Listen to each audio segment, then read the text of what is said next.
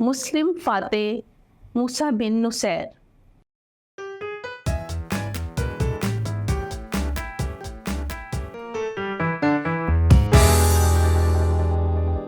السلام علیکم عزیز طلباء، میں آپ سب کو مون لائٹ انٹرنیشنل پبلشر کے ڈیجیٹل تعلیمی پلیٹ فارم پر خوش آمدید کہتی ہوں۔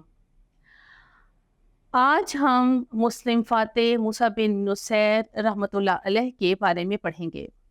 اسلامی تاریخ جو ہے بہت سے بہادر سپاہیوں سے بھری ہوئی ہے، جنہوں نے میدان جنگ میں اپنی صلاحیتوں کا لوہا منوایا اور ان مجاہدین نے اسلام کو دنیا کے چپے چپے میں پھیلانے میں مدد کی، اور دنیا میں جہاں کہیں بھی ظلم و ستم کا دور دورہ تھا، مسلمان مجاہدین نے اس کو ختم کیا اور امن کا بول بالا کیا۔ ان موسیٰ بن نصیر مسلم فاتحین کی اس فہرست میں نمایاں نام رکھتے ہیں۔ موسیٰ بن نصیر رحمۃ اللہ علیہ افریقہ کے اموی گورنر اور سپہ سالار تھے۔ اندلس کی فتح آپ کے بڑے کارناموں میں سے ایک ہے۔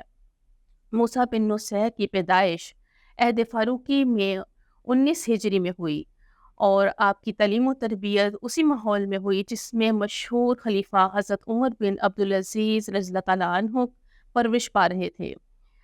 موسیٰ بن نصیر کا آبائی خاندان مسیحی تھا اور عین التمر میں مقیم تھا۔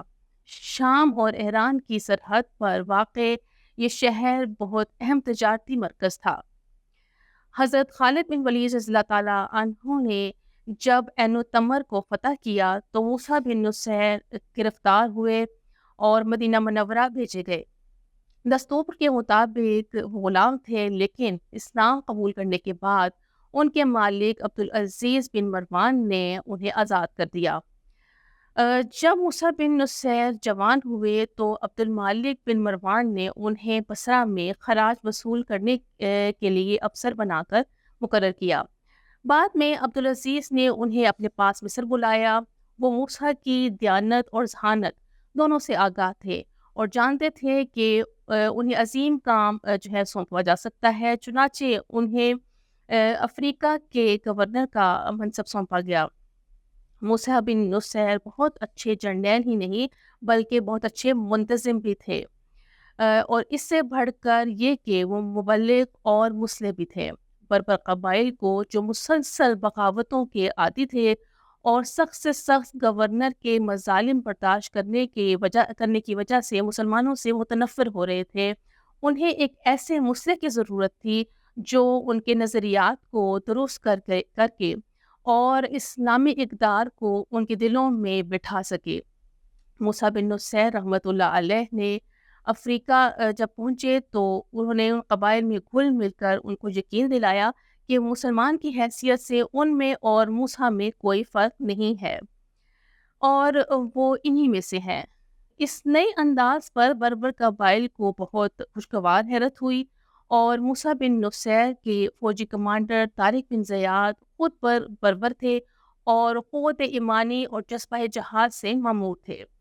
طارق بن زیاد نے 7,000 بربر فوج کی دینی اور فوجی تربیت کر کے اسے ایک بڑی مہم کے لیے تیار کیا۔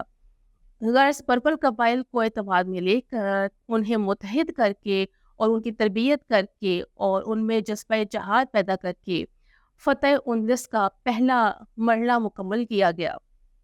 افریقہ کے بربر قبائل کو ایک منظم فوج میں ڈھالنا موسیٰ بن نصیر کا بہت بڑا کارنامہ شمار کیا جاتا ہے۔ آپ کا انتقال 78 سال کی عمر میں 97 ہجری میں ہوا۔ امید کرتی ہوں آج کے لیکچر سے آپ کو موسیٰ بن نصیر کے بارے میں معلومات ملی ہوں گی۔ اللہ حافظ۔